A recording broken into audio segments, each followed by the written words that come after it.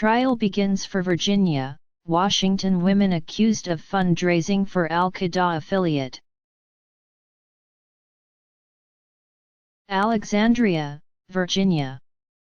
For a woman accused of supporting the Somali terror group Al-Shabaab, Hinda Osman Dhirain began her trial with an unusual admission: she is an ardent Al-Shabaab supporter.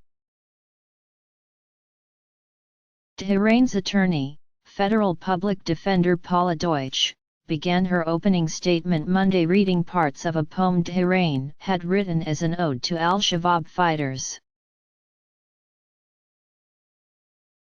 "We make no bones about the fact she was a supporter of Al-Shabaab, an Al-Qaeda affiliate centered in Somalia that claimed responsibility for the 2013 attack on the Westgate Mall in Kenya that killed 67 people, among other attacks," Deutsch said.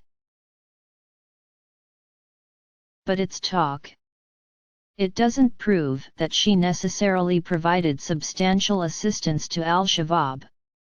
Prosecutors, though, say Dhirain, 46, of Kent, Washington, and Muna Osman Jama, 36, of Reston, Virginia, did more than just talk about supporting Al-Shabaab. The two were charged in 2014 with funneling small amounts of money, less than $5,000, to Al-Shabaab fundraisers. Even small amounts of money in U.S. dollars can provide significant buying power in Somalia for weapons and the like, prosecutors said. Prosecutor Danya Atiyah said in her opening statement that the women sought to hide the payments and remittances that members of the Somali diaspora regularly send back to their homeland. "The remittances," she said, "make an ideal cover for disguising money," Atiyah said. She quoted Jama from an online conversation in 2012, "If you work with the women and pretend that you are supporting your family, can the infidels and the animals who work with them find out what is in your heart?" The women used coded communications to hide their intent, referring to Al-Shabaab as the family and truckloads of supplies as camels, prosecutors said.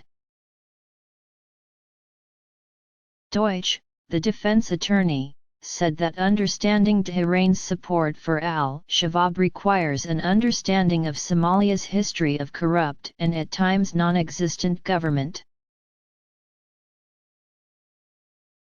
She said Somalis saw Al-Shabaab as the hope to establish peace and order and a Sharia system of law.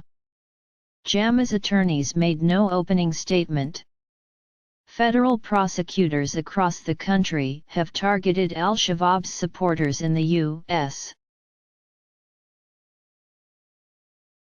In 2013, 2 Minnesota women were sentenced to 10 and 20 years, respectively, on similar charges.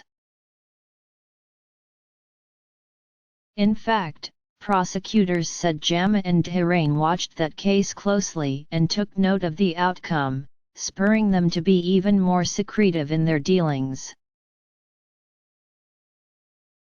At the Alexandria courthouse, where Jama and Dhirain's trial is being held, Muslim convert Zachary Chesser was sentenced to 25 years in prison in 2011 for trying to travel to the Horn of Africa to join Al-Shabaab, among other crimes. In 2012, more than a dozen members of Northern Virginia's Somali community were convicted in a large-scale investigation of a smuggling ring that imported large amounts of khat, a leaf some Somalis chew that produces a mild high for users.